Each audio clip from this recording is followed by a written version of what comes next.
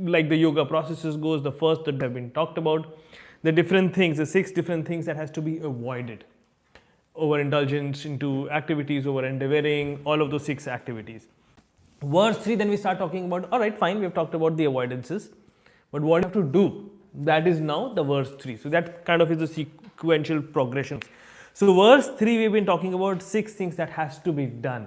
What has done? We have to be enthusiastic.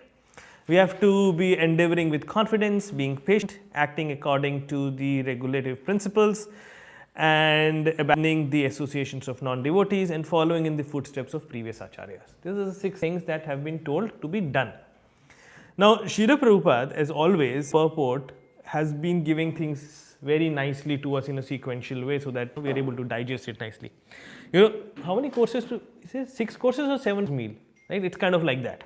You start with little appetizers, slowly end up with the dessert. That's how the purports are always. So when it says in the verse that there are 6 principles favorable to the execution of pure devotional service, we have to first establish what do we mean by pure devotional service. That is what Srila Prabhupada said. He says devotional service is not a matter of sentimental speculation or imaginative ecstasy. It is a substance of practical activity. Right? Having established that we are not talking of just sitting over there and speculating and doing things, we are talking about devotional service in terms of practical applicability of things. Very clearly, he quoting out the words to say it does not include any extraneous motive which is something which is devoid for fruitative karmas. It is not including impersonal jnanas and any other thing which is coming in from self desires. Very clearly ruled them out. This is not what we are talking about. This is not what we are trying to strengthen. Next he says bhakti is a sort of cultivation. So then he is talking about cultivation, then he is talking about how to cultivate that, what is the process of that cultivation. And then he quotes Prahlad Maharaj over here about Shravanam, Kirtanam, Smaranam, Padasevanam, Archanam, Bandhanam, Dasyam, Sakhyam, Atmanivedam as being the 9 processes, the Navedi Bhakti process. This is what devotional service is. Right? Having established all of that as being a point, he's then emphasizing the fact that when you're talking about devotional service as Shravanam, we have to understand the fact that Shravanam is not just from any mundane thing or from any mundane source. He's very clearly quoting the Bhagavad Gita and saying you have to approach a bona fide spiritual master and learn from them. That is what the process of Shravanam is. Others are not Shravanam. We have talked about that aspect also previously, right? With all of that established, he's kind of set up the importance of Guru, and then he's talking about that with this, what we are trying to get through the process of surrendering to Guru is the Bhakti Lata Brija, that creeper of devotional service. And that's what. And finally, with all of this being explained to us, that is where the last paragraph where we left last time was endeavor executed with intelligence in Krishna consciousness is called Utsaha or enthusiasm.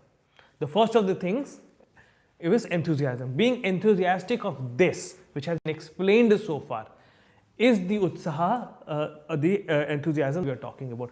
Being enthusiastic about anything else is not what the instruction is. Right? That is why Srila Prabhupada gave all of that what is that you have to be exactly enthusiastic and how to do that. Right?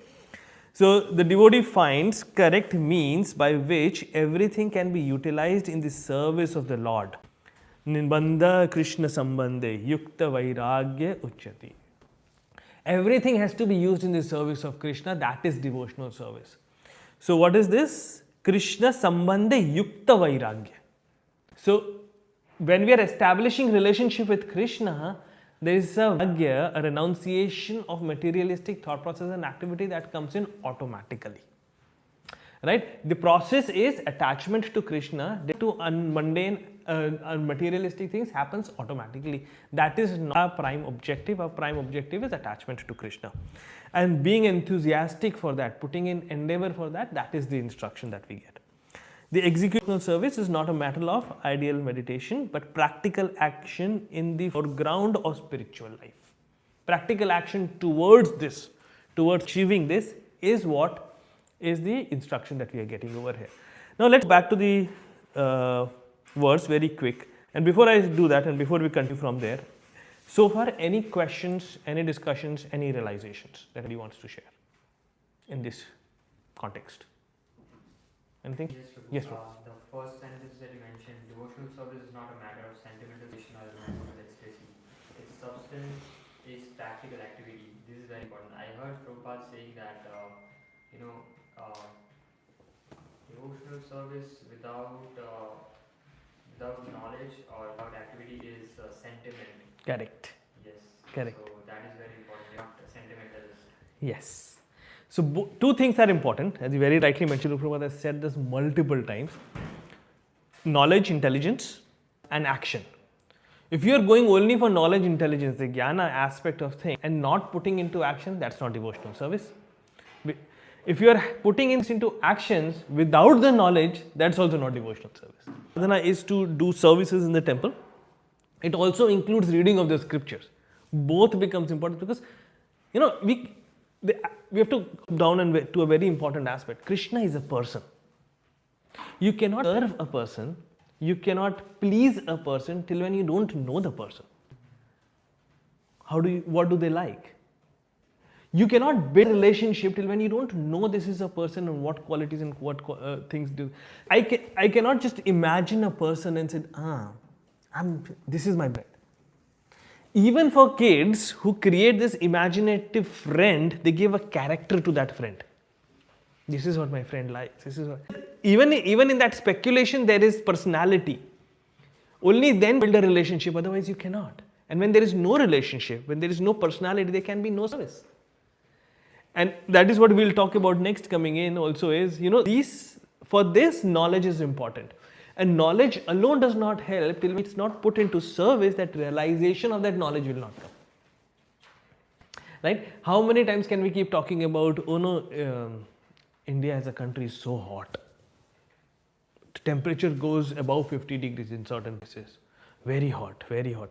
But till when you don't experience that heat, till you don't know, you will not get the realization of what that heat means and what it means to cope to that heat. And similarly, the other way around, for people in India, we realize what cold in Canada means. You have heard news, you see storms coming, etc. But when you're not experienced that or what has to be done, it means nothing. So for us to have, that is why this entire instruction is there, that how do we come to that point of acquiring knowledge and implementing that knowledge, both. Right? Very good point, Prabhu. Anybody else, anything before we continue? One last opportunity. Okay, let's continue now. So again, the characterization of the instructions, it's coming in from the expert acharyas. There is a reason for that. Now, the first was enthusiasm, the other is confidence and the patience. How can you be enthusiastic about something till when you don't have confidence in that process itself? So that is why confidence too with the enthusiasm itself. If you are confident about the process, but we also have to be patient, because without giving time for the results to fructify and come to us, you will start losing confidence. To strengthen confidence, you need patience. And it lies everywhere, right? And that is the part that we're going to read next. So that's why these things have been categorized the way it has been categorized. You cannot be enthusiastic with confidence. And without confidence, without patience, you cannot keep your confidence ongoing. It will break in some time, right? So let's continue with the reading process. Who wants to start? Let's start from this side. Oh, sorry. These activities must be executed. That's where we were. You want me to give you paragraph count or something? Yes. Okay, Found it? got Fantastic. Thank you. These activities must be executed with patience. One should not be into Krishna consciousness. Indeed, this Krishna consciousness movement was started single-handedly, and in the beginning there was no response. But because we continued to execute our devotional activities with patience, people gradually began to understand the end of this movement. And now they are eagerly participating. One should not be impatient in discharging devotional service, but should take instruction from spiritual master and execute them with patience, depending on the mercy of Guru and Krishna. The successful execution of Krishna consciousness activities requires both patience and confidence. A newly married girl naturally expects offspring from her husband, but she cannot expect to have them immediately after marriage. Of course, as soon as she is married, she can attempt to get a child, but she must give to her husband, confident that her child will develop and be born in due time.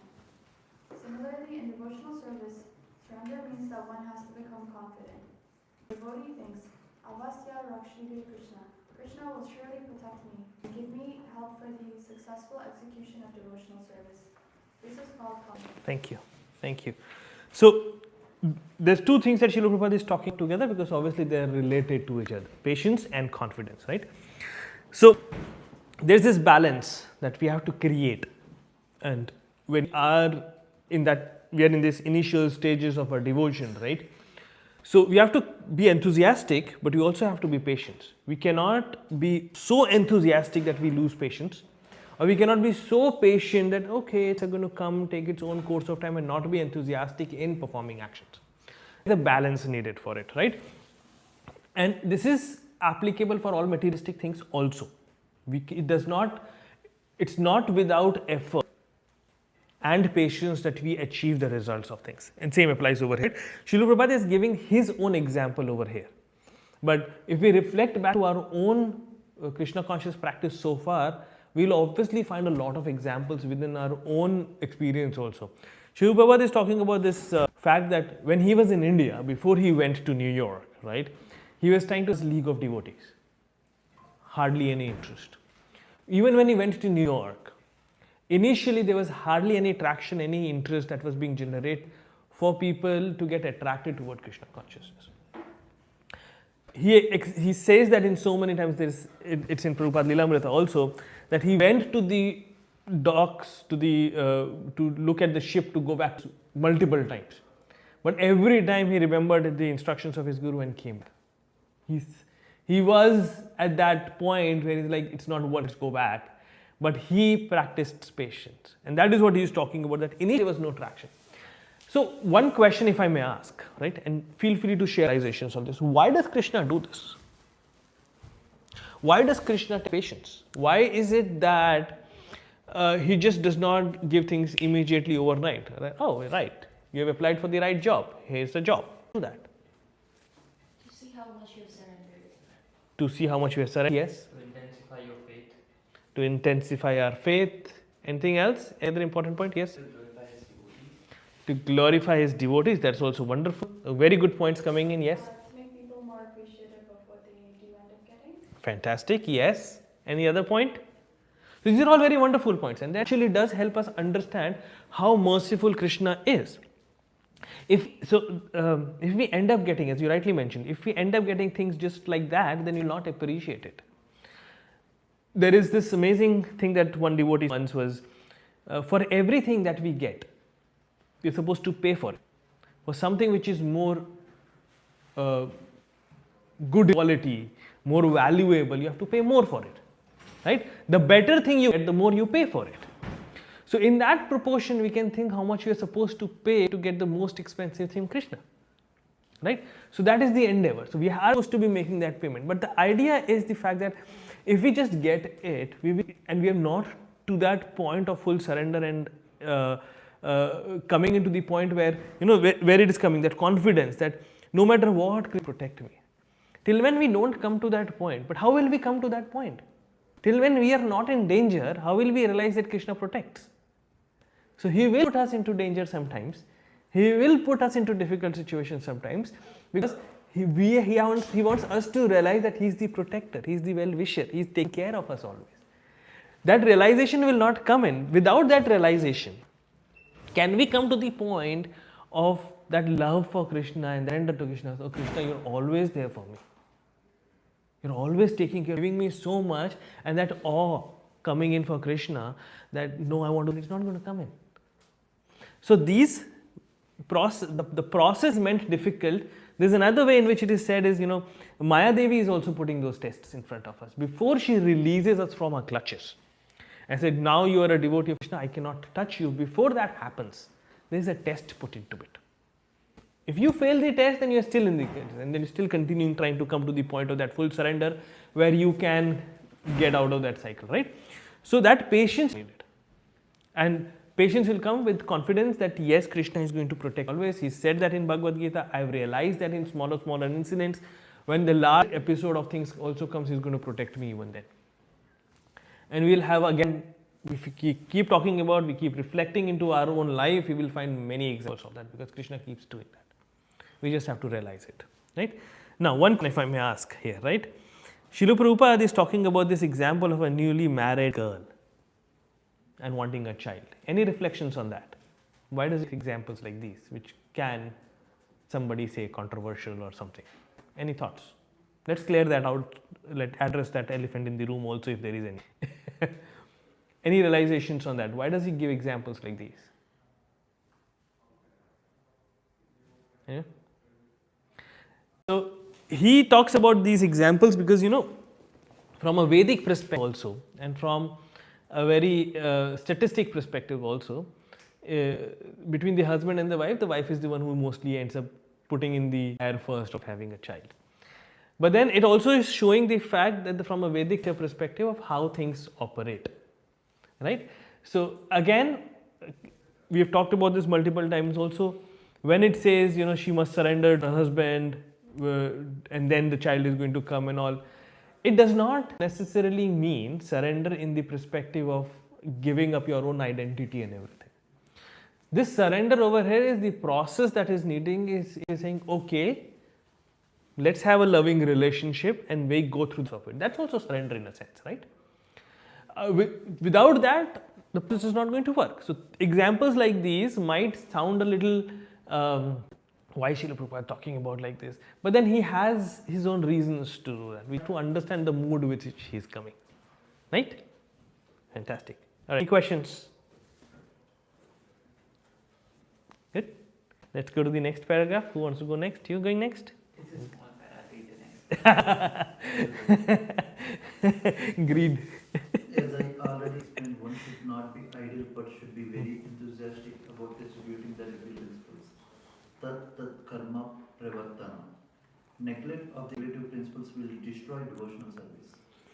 In this Krishna conscious movement, there are 4 basic regulative principles. One second. Just find somewhere. Yeah. 4 regulative principles. Forbidding illicit sex, meat eating, gambling, and intoxication. A devotee must be very enthusiastic about following these principles. If he becomes slack in following any one of them, his progress will certainly be checked. Srila Rupa Goswami therefore recommends tat karma pravartanat. One must strictly follow the regulative principles of Vaidhi. In addition to these 4 principles, prohibitions, Emma, there are positive regulative principles, Niyama, such as the daily chanting rounds of Japamala beads. These regulative principles must be faithfully followed with enthusiasm. This is called Tat Karma Pravartana, or varied engagement in devotional service. Fantastic. Thank you. Now, when I read this sequence of purport, obviously, that's my way of understanding. Is okay, we were talking about enthusiasm, confidence. Why did we taking a tangent into regulative principles now? So here's how I realize this, and feel free to share your realizations on it, right? When we say we are becoming enthusiastic, we are confident in the process, it is always working, right? We always have to protect that confidence also, and we also have to protect that enthusiasm by not letting anything negative come in, and that is why these regulative principles come in. Fine, understood. But there is one more interesting aspect to it that I think. When we are performing devotional service and become enthusiastic about it, right? Let's say, for example, I have to go out and I have to preach, and I have to go out and do book distributions, I have to go out and do this, I have to go out and do that. When we are enthusiastic about that, then we lose the balance between things. We might come to a point where we are saying, oh, I will stay out all day to do book distribution. Oh, but I will get hungry. What do I do? Oh, that's okay. I'll go for a minute, eat into the restaurant and come back. Right? Or in order to be able to distribute books, it's okay for me to go and flirt a little bit. What happens is sometimes enthusiasm would mean that could mean that we say that in order to do that, I'm very enthusiastic to do that, I will lose the backgrounds of my sadhana itself. What happens because of that? Your foundation, your ground has shaken and everything else crumbles down. So such service in that sense is not going to help like fully to the potential it has to, right? So Srila Prabhupada talking about this regulative principle, this is while you're being enthusiastic, while you're endeavoring with confidence and having your faith and keeping patience, does not mean you let go of regulative principles on the name of enthusiasm. That's also an equally important balance to be made, right? So the process of this yama niyama, if I think in the purports in Bhagavad Gita, Srila Prabhupada explains that in a lot of details, and you can do a search of that. The Ashtanga yoga process, which is the 8-step yoga process, the first 2 steps is yama and niyama. Yama is to give up unwanted things, which is where the 4 regulative principles, the 4 prohibitions come into them. Once you have given up the unwanted things, then empower yourself with the that has to be done. That is the niyama, the rules coming in, right? That way the progression keeps going on. The problem with all the yoga centers out there who think about Ashtanga yoga process is all, they're not even in the first step of yama, of giving up unwanted things. They're continuing to do that. So you cannot progress, but they, artificially talk about things that is looking action, but it is not till when that first stage is achieved. So these stages, even though we don't follow the process of Ashtanga yoga by itself, and we follow the process of Bhakti yoga, but all of these things are connected. The process of yama niyama in Ashtanga yoga also applies to the Bhakti yoga, where we have to give up unwanted things. The difference, however, is the Ashtanga yoga process will talk about giving up wanted things, but it does not explain very strongly how. It's in the process of stop, stop, stop, stop, stop. Very difficult to do, right? Whereas in the process of Bhakti yoga, we said the process is about attachment.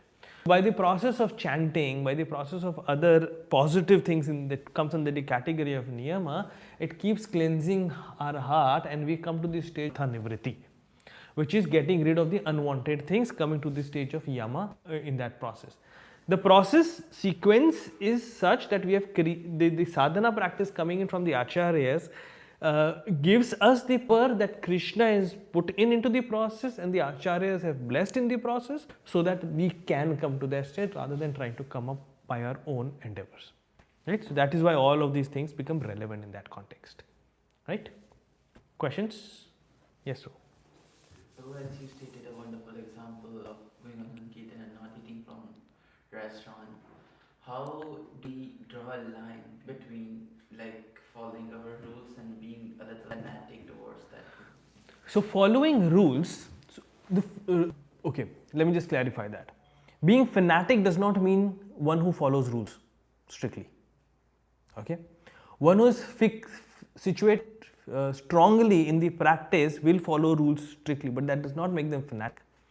The term fanaticism would mean that you're following something that you don't understand or you're not able to explain. You're just whimsically, speculatively, out of emotion, just following certain things. If there's a rule that has been set in front of us in terms of saying these are the things that you should be doing, and an explanation has been given to it, and you've understood that explanation, keeping cool when you understand it, and once you have understood it and you are strictly following it, that's not fanaticism. That you being very sincere and strict about your sadhana, that is fine.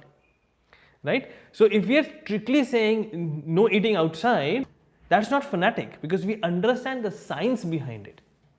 If we come up with that whimsical thing like, oh, this is how things should be, don't do this, this is how we have always been doing, so we should do it. If that is what we are talking about, and there is no rationality, there is no references to the scriptures, to the instructions from a guru, no rational reasoning behind it, no science understanding to it, then that is fanaticism. But anything to which a reasoning and rationality have given, we are able to trace it back to the scriptures, it cannot be called fanatic. Fair? Right? Any other question? Oh, good. All right. Let's move on to the next paragraph. You want to do the next? Okay. Furthermore, in order to be successful in devotional service, one must give up the association of undesirable people This includes karmis, gyanis, yogis, and other non-yogis. Once, Sri Chaitanya Mahaprabhu was asked by one of householder devotees about the general principle of Vaishnavism as well as the general routine activities of the Vaishnava. And Sri Chaitanya Mahaprabhu immediately replied, Asat Sangatyaga Echavachara. Chaitanya Charitamrita Madhya 22.87. Characteristically, a Vaishnava is the one who gives up the association of worldly people or non-devotees. Srila Narottam Das Thakur has therefore recommended one has to live in the company of pure devotees and execute the regulatory principles set down by previous acharyas, the six Goswamis, namely Sri Rupa Goswami, Sri Sanatana Goswami, Sri Jiva Goswami, Sri Raghunath Das Goswami, Sri Gopal Bhatta Goswami, and Sri Raghunath Bhatta Goswami. If one lives in the association of devotees, there is little chance of associating with non-devotees. The International Society of Consciousness is opening many centers just to invite people to live in the company of devotees and practice the regulatory principles of spiritual life. Jai, thank you. So now again, very interesting, right? We talked about enthusiasm, we talked about regulative principles, etc., etc. Now the analogy that is very beautifully given is because this is Bhakti Lata Bija, right? The creeper of Bhakti. We've talked about watering it by this. We talked about fertilize, putting in insecticides, etc. All of those things to protect it, etc. But then there is also this, you might small plants. They're surrounded by this protection thing, that the cage kind of that they create, so that animals just don't come and eat them up, so that they get time to grow and be strong enough that even if there is strong winds coming in, a little bit of leaves have been ate or something, they still survive and be strong, right? The same thing applies over here. When I have started the process of a devotion, at that very initial stages, we are not very strong. We are right now very vulnerable to being exposed to a lot of things that will going to deviate us. So that is why we have to surround ourselves with devotees who will reinforce that. So some might, depending on the positioning of things, some might do it by chastising strictly, some might lovingly do it, but all of that is needed. Why we need to associate with devotees? Because you are the kind of company that you always keep. Right? How much can you be in an unfavorable environment and keep yourself shut? It's not possible. So rather move yourself into a situation where it's more favorable, you're more comfortable in doing the thing that you understood as being the right thing. So we give up the association of every completely. We do not associate with anybody externally at all. We become closed, secretive cult. Is that what it means? No. We have to understand things very practically, right? So first thing first is, in the initial stages, we are supposed to be cutting down any nonsense coming in from external sources. In terms of, it could be philosophies, it could be in terms of coming in of mundane topics. We should try and cut that out as much as we are able to, which means I'm not listening to all of these different speakers out there who probably not even understand very well. But if you have committed yourself to a particular parampara, be committed to it till when you've grown enough to be able to understand and realize and appreciate others. That is in the initial stages only, right? But as we grow further, that is when we start growing in further. Now, under active care and monitoring, that is when we get exposed to something better. We are going out for Sankirtan, we are talking to people, we are taking up challenges, answering that challenges. But when we little bit stumble, there is somebody else to come and hold our hand, do something. That is how you kind of grow. But then we suppose ourselves to the point where we are a little strong tree itself, where when we are out in the world, then we are not taking association but giving association to people. So that is where we are supposed to be growing in steadily. And the concept that Srila Prabhupada is talking over here, that the ISKCON has all these different centers and inviting people to live in, is for them to be able to experience, start that process in a protected environment, and then go out and preach as much as possible. right? So the non-devotee associations can become very interesting and very risky, because they come up with these crazy ideas about certain things. Oh, you're worshipping Krishna, but he is this, but he's this, and comes up with so many different arguments and logics and references from the WhatsApp university that you will be like, is he actually correct? Am I actually doing things right or not? But the point is, there is no basis, no substance to it, because they just created things themselves, right? So that is what we have to protect ourselves from, right? Questions, challenges? Bro, Yes. there is a line that it says about the last line is saying that if one lives association of devotees, there is little chance of associating with non-devotees. Yeah. Thank you. So that's a very good important point, right? We as individual always have to be in company of others. We are social animals, as it's called, right?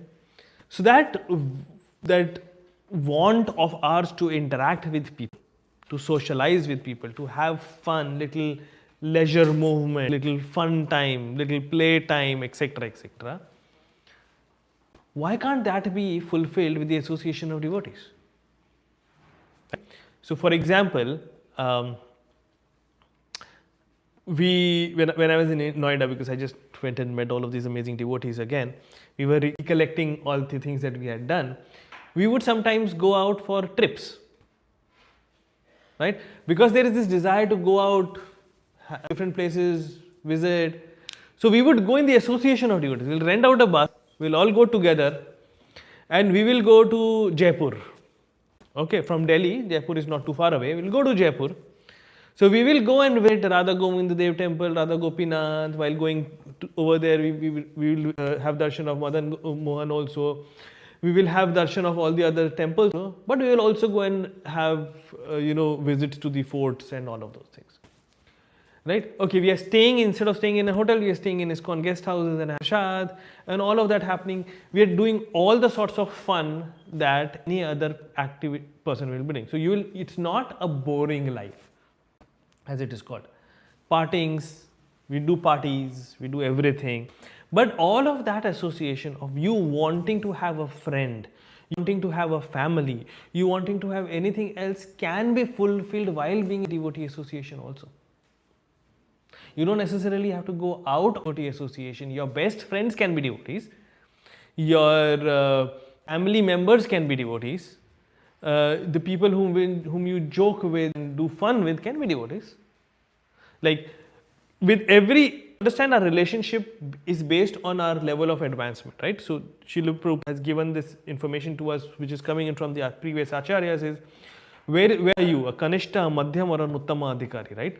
So from somebody who is more advanced in the spiritual progress from you, you take association from them in terms of, you're serving them, there's a very seriousness in over there. With somebody who's at the same level at yours, that is where you go relaxed, fun activities, and that aspect is going to come in the next set of instructions also, the loving exchange. That is needed, because we need it. But all of that can be done in a Krishna conscious way with the devotees, right? I have these amazing devotees, like, oh, I feel like my god sister, I'll just call her up and said, I want to come to your place because I like South Indian and you cook so amazingly. She's from Chennai, and I said, fine. I have that kind of loving relationship also. I go up to another devotee of friend whom we started the practice of devotion, and then we're having what you would have your usual friends itself. Right? So all that relationships, all that need that the soul has in terms of connection with others can be fulfilled with the association of devotees also. Right? Fantastic. Any other point? No? Okay, let's continue with the next paragraph. Who wants to go next? Yes. Devotional service means transcendental activities. On the transcendental platform, there is no contamination by the three modes of material nature. This is called Vishuddha Sattva, the platform of pure goodness, or free from contamination by the qualities of passion and ignorance. In this consciousness movement, we require everyone to rise early in the morning, by 4 a.m., and attend Mangala Arati, or morning worship, then read Srimad Bhagavatam, perform kirtan, and so forth. Thus we hold continuous activities in devotional service 24 hours daily. This is called Sato Vritti, or following in the footsteps of the previous acharyas, who evidently filled every moment of time with Krishna conscious activities. Right. So this is where again we're saying anything that we are doing, anything that we do on the transcendental plan, which is things that we are doing in the association of devotees, as per the instruction of the previous areas, it all comes up to the platform of being Vishuddha Sattva, basically going beyond the three modes of material nature. And that is what we have to achieve, and we can achieve that while continuing our current activities also, basically continuing all the 24-hour activities of ours, but just changing the consciousness involved in it. That's it. And that's the science that we have to train ourselves with. Not that something can happen overnight. That is where patience comes in. We keep looking at actions, we keep finding in more ways in which we can be more Krishna conscious. Every day we should think up, what is that I can do now which is more than yesterday? That is how we slowly and steadily, gradually keep increasing. And where do you come with these ideas with? How do what more can be done? Association of devotee helps you. Oh, that devotee is doing something wonderful. Maybe I should do it in this way. Right? So that is how very slowly and steadily we can elevate ourselves to the platform of Vishuddha Sattva. Alright, let's go to the next paragraph. Let's see if we are able to finish, but I don't think we can. You want to go? We are having a meeting with Okay. me and myself and Venkatesh will. No problem. No problem. You can continue on the next paragraph. If one strict. One strictly follows the advice given in this verse by Srila Rupa Goswami, namely being enthusiastic, being confident, being patient, giving association of unwanted persons, following regulative principles, and remaining in the association of devotees. One is sure to advance in devotional service. In this regard, Srila Bhaktisiddhanta Saraswati Thakur remarks that the cultivation of knowledge by philosophical speculation, the collection of knowledge by the advancement of fruitive activities, and the desire for yoga, material perfections are all contrary to the principles of devotional service. One is to become thoroughly callous to such non-permanent activities and attention instead to the regulative principles of devotional service. According to Bhagavad Gita 269, Sarputanam tasyam jagrati samyami yami jagrati bhutani sanisha pashato. what is night for all beings is the time of awakening for the controlled, and the time of awakening for all beings is night for the introspective stage. Thank you. So this basically is summarizing everything we just talked about. Any questions on this? Are we good? Yes. Is 4 a.m. one of the regulative principles? And also why is it specifically 4 a.m.? So 4 a.m. is the time which is the Mangalarati time. It is the Brahma Muhurta, which is basically before the sunrise. So the time that in the parampara system has always been the time for the Mangalarti. Not just our parampara, it's basically always been the time when Mangalartis have always been performed across all temples, including when we went to Puri, same things, all of those happening. So yes, that is what is the desired level to be achieved. So somebody might not be doing Mangalartis every day at 4, but once a week, once a month. But that has to be increased to come to the point of being able to attend Mangalartis every day. That is the desired goal where we need to be. Like my Guru Maharaj talks about, now it's close to 57, 58 years of his strictly following the process for devotional service, not missed a single Mangalarti, even when he is super sick. Never, and the same applies for all the Acharya. Never missed a single Mangalarti, no matter what their health conditions are. Right? So that is the stage we need to reach. And why is that needed? Because, if we relax on a day, we are leaving room for Maya to creep in. Right?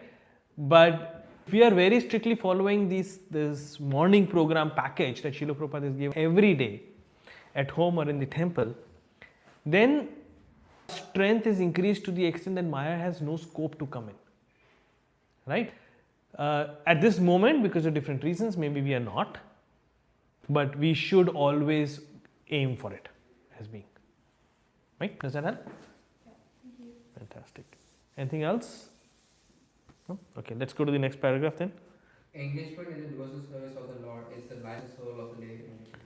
It is a desired goal and supreme perfection of human life. One has to become confident about this, and one also has to be confident that all activities other than devotional service, such as mental speculation, fruitive work, or mystic endeavor, will never yield in any enduring benefit. Complete confidence in the path of devotional service will enable one to attain his desired goal, but attempting to follow other paths will only succeed in making one restless. In the seventh canto of Srimad Bhagavatam, it is stated, one must be calmly convinced that those who have given up devotional service to engage in severe austerities for other purposes are not purified in their minds, despite their advanced austerities, because they have no information of the transcendental loving service of the Lord. Yeah. So this is where we are kind of now progressing into the next aspect of things. Let's go back to the translation, right? Because it's all related to the verse itself, right? We talked about enthusiasm, talked of confidence and patience. Now Srila Prabhupada is going into the practice of regulative principles. He's talking about all of these things to be done in accordance to the Shravanam Kirtanam things. All of that basically is this. Engagement in the devotional service of the Lord is the life and soul of the living entity. That they have to do. That is their constitutional position. These Navedi Bhakti processes is our constitutional position to practice that. And that is why one has to be convinced. All the other processes and the rules is just helping us to be convinced to the point of being able to do that. So this is where Srila Prabhupada is growing us into the aspects of performing devotional service. Right? And it is also, he's also subtly talking about abandoning the association of non-devotees. The next paragraph, that is where we will start seeing a flavor of all of that. He's already talked about following previous acharyas in the last paragraph, right? So now he's talking about practicing of devotional services, and he's also talking about how to, what is that it means to be not associating with devotional service. Can we go to the paragraph? Who wants to read? You continue again, you can start again. That's okay. It is further stated in the seventh canto, although mental speculators and fruit actors may perform great austerities and penances, they still fall down because they do not have information about the lotus feet of the Lord. The devotees of the Lord, however, never fall down. In the Bhagavad Gita 9.31, the Supreme Personality of God assures Arjuna, Konteya pratijani hiname bhakta pranashati. O son of Kunti, declare boldly that my devotee never perishes. Again in the Bhagavad Gita 2.40, Krishna says, Neha vikramayosti pratyaha yona vidyate swayamviyasya dharmasya trayate mahadovaya.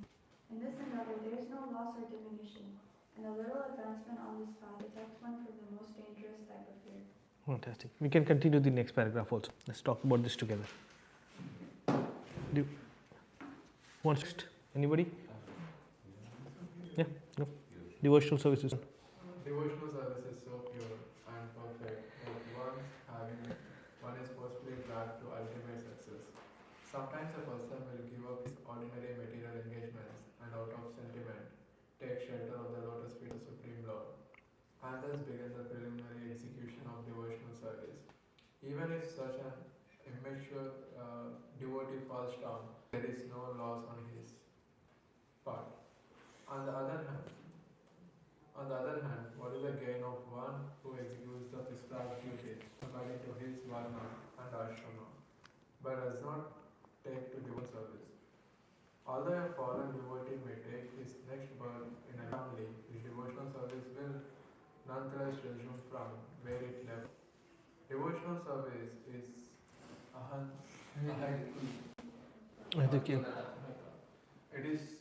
it is not the effect of any mundane cause, nor can it be terminated by any mundane cause or permanently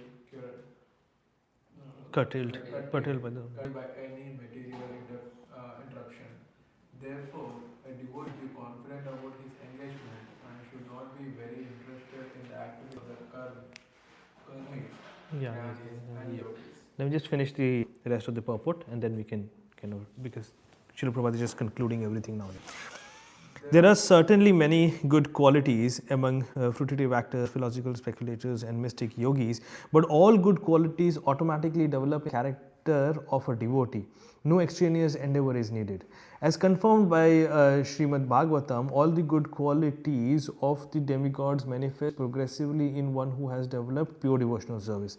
Because a devotee is not interested in any material activities, he does not become materially contaminated. He is immediately situated on the platform of transcendental life. However, one who engages in mundane activities, be he so-called jnanis, yogis, karmis, philanthropists, nationalists, or whatever, cannot attain the highest stage of Mahatma. Hence, a Duratma or crippled-minded person, according to Bhagavad Gita 9:13, महात्मनस्तु मां पार्थ देवं प्रत्यमाश्रिता भजन्ते अनन्यमनसो ज्ञात्वा भुनातिम् अवनम्. O son of Pritha, those who are not deluded, the great souls, are under the protection of the divine nature. They are fully engaged in devotional service because they know me as the Supreme Personality of Godhead, original and inexhaustible. Since all the devotees of the Lord are under the protection of His supreme potency, they should not deviate from the devotional service and take to the path of the karmis, jnanis, or yogis. This is called utsahan nishyad dhiryad tad tad karma pravartati, enthusiastically executing regulative activities of devotional service with patience and confidence. In this way, one can advance in devotional service without hindrance. So, in all of this thing, basically, what Srila Prabhupada is, as a summarization of the entire verse, is talking about is, on one side we are talking about enthusiasm, etc., etc., all of these things. He's again talking about, from reference to what the Bhagavad Gita talks about, is that if you put in even a little endeavor into this process, then, and you're not successful, then in the next life you will continue on with it. Right? So there is no loss. Right? But if you end up taking any other process, like the process of jnanis, or you do not take up the process of any process at all, then there is no gain. Because whatever you ended up using your time for getting materialistic gain is ultimately lost at the time of death. So you have to zero and you have made no spiritual progress. So whatever endeavor has been into materialistic gain at the time of death anyways becomes zero. So that does not, he's putting that aside completely. So any gain that you're getting in the spiritual path is the only gain. So when you're putting in effort processes of mental speculations, of the jnanis, of the other yogic processes, then you've not gained any love for Krishna, any under of Krishna. So again you have not gained anything. So what's the benefit of doing it? So, but if you're practicing the process of devotional service, then even if you've not been able to be successful, even the tiny little bit of progress that you might have made is actually helped you. So what should we be doing? What is the intelligent thing to do? It is to take up the processional service as being mentioned over here. Saying it is so pure and it is so powerful that no matter what, it is going to cleanse out everything and it is going to help you take up to the process. So it is not, and the fact is the fact that when you're practicing devotional service, I think we have to understand is from the karma's perspective, and the same applies to devotional service also. When we say we have done a good karma and when we have done a bad karma, they don't nullify each other. You take the results of the good karma and you take the results of the bad karma, both. Karma and vikarma. You take the results of both. And in the similar lines also, anything done in the practice of devotional service, it is so strong and stringent that it cannot be eroded by anything else. Even if, and this is going to come in the next set of instructions also, even if one has taken to the path of devotional service and then fallen down, their devotion is not lost. It's just back into that dormant state and they will again be given an opportunity to continue the devotion from where they left it. Right? So it is not, even if like Ajamal is an example, right? Devotional, going on and fell down. But that lingering taste of devotion still existed, which helped him in the end, right? So why would we take up any other process, or why would we not take up this process, which is so potent enough and so, in the industries we use this term called ROI, return on investment. Put in certain investment, what is that I'm getting back? Sometimes what you're getting back less worth than what you invested, so it's clearly a negative ROI, you're not going to invest there. There is no ROI, which means whatever you put in, you get the return back like that. ROI of anything that you have put in into material bucket is negative. And the ROI of anything that you have put in into the spiritual bucket is infinity. It cannot be taken away no matter what. So in that ways, from even a business context perspective, where do you want to put in your investment? Right? That is what Srila Prabhupada is concluding in saying all of these things. Just put them aside. Sarvadharma parityaja mama ekasharananda. Krishna also very clearly talks about give up all of these other processes and complete surrender unto me. That is what is devotional service, and that is what we need to be enthusiastic. Right?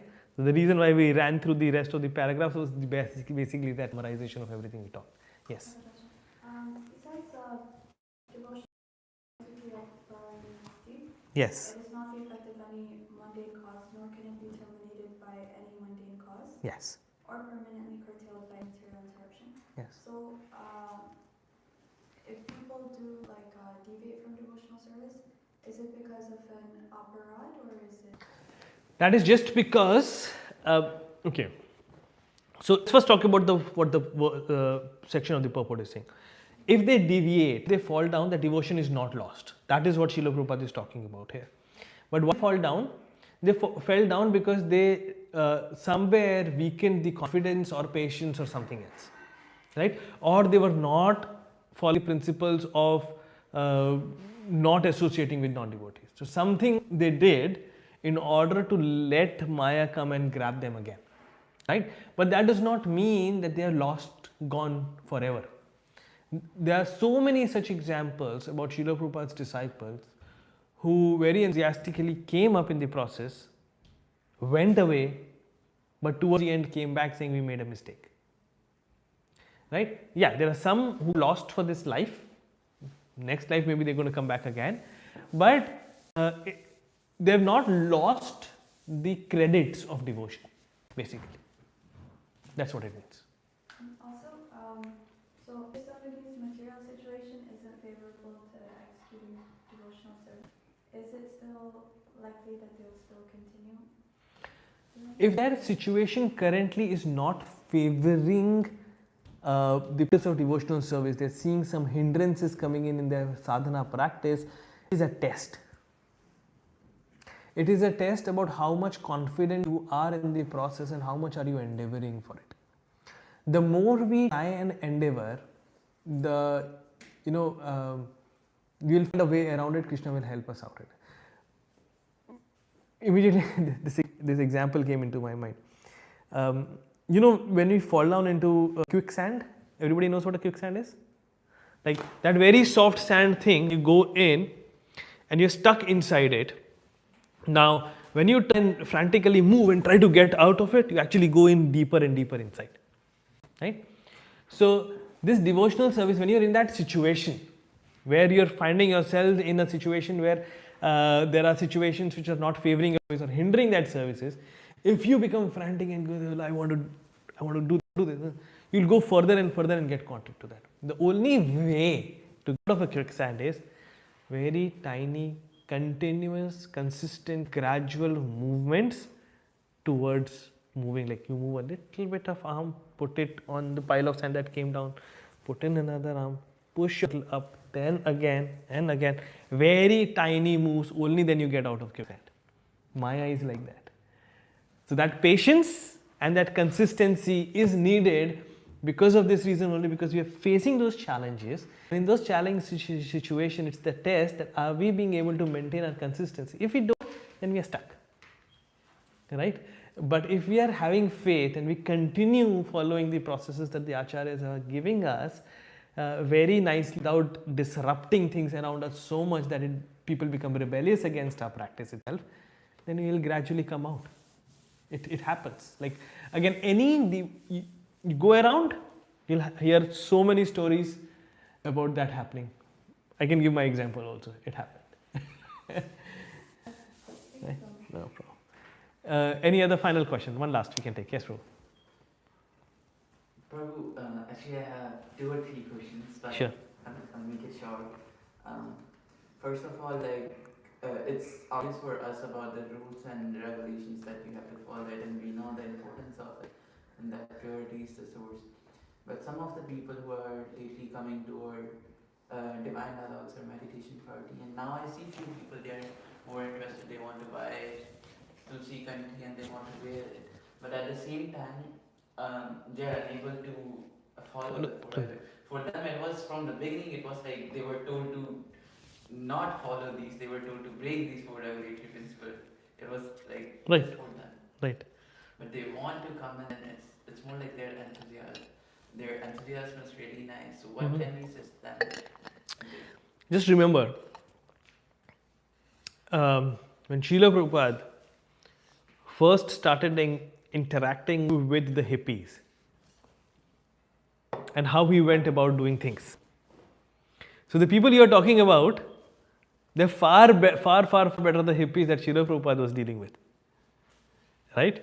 These are the hippies who would come to Matchless Gifts in New York and pass out over there drunk while Srila Prabhupada is giving a lecture. Right? That is what Srila Prabhupada dealt with, and even those hippies he made devotees.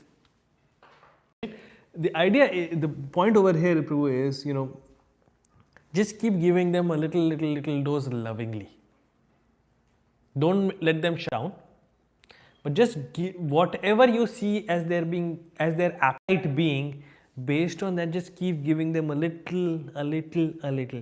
They will grow their appetite, they will ask for more, you will give them more, and they will come up for it, because every living entity has to come to Krishna consciousness. You're just being an instrument to be able to make that happen, but just do it based on their appetite, slowly and steadily, and it's going to work. Oh, you like, why don't you have a samosa with me? Sure, you're having prasad. Little by little, whatever their appetite is, it's fine. Also, bro, we were doing Chaitanya Charitamrita reading, I think on Thursday night. We came to this paragraph, this verse, where it is stated that all the rules and regulations are like not that important. What was that verse if you remember? So basically they're not that important if Krishna is not in the center. Now, at the same time we see Prabhupada says that you just follow this and then that thing will come automatically, slowly and gradually. I understand it in a way that not being fanatic towards the rule, but would you like to see a few words on that? Yeah. So see, here's the thing, right? Yes, please. Yes, please. So the fact that I lost the chain of my thoughts. Say your question again. Sorry for me. It's going to come back to me. So the verse was stating that the regulative principles, and it's important, right? So the regulative principles, if we are just following that for the sake of it, without even understanding the reason and the objective of it, it leads to nothing. It's what we were talking about. So activity and intelligence both needs to be together. So if we are just for the sake of it, what's going to happen, and we see that a lot in our families, right? Vegetarian. Being a vegetarian is important. Very nice, very nice. Like for example, when I went to India right now, right? There was so much of hustle bustle around us by saying, oh, no onion garlic, no onion garlic. I said, my principle is not no onion garlic. My principle is that it has to be offered to Krishna. So even if you're talking about, oh, can you find a restaurant from where they can serve with no onion garlic? I said, that's not the principle. The principle is to serve to Krishna first. And because Krishna, we cannot serve him onion and garlic. That is why I don't eat onion and garlic. So understand the principle. So otherwise it just becomes like all of those people out there, oh, we just don't eat onion and garlic. So they will go to all of these different places who are serving no onion and garlic, and they're happy with it. I said, you're following the principles. What's the problem? Right? That does not help. The understanding to the roots of this science, that intelligence and knowledge, the objective of it is important. So, yes, that is correct, that just following the rules and regulations will not help till we understand what is what. Right? But it's important at the same time. It is important, following the rules is important, but also understanding why you are following it is important. Only thing is not helpful. Just, oh, I know the theory, but I don't follow it. Oh, I'll follow it, but I don't care about why am I following it. Either of them just alone by itself is not helpful. You have to fully understand it. Surrender with knowledge. That's the point. Not just surrender. Surrender with knowledge. We are not fanatics. We'll just think, no, this is not supposed to be done. Why? I don't know. Right? Last one. Yes. Sorry if I'm taking long. So basically, I was reading, like listening to a few Vaishnava songs by our acharyas. Right. And then we addressed Maya Devi as Maya Devi. Right. But then over there, they were addressing Maya Devi as Vishnachi or Vishnachi. Like Okay. in Jeev Jago, we also hear, and there were 2 or 3 more bhajans I heard the same thing. Okay. But also Maya Devi is the servant of Lord. So Yeah. So, what's the question? what should be our view? Your view is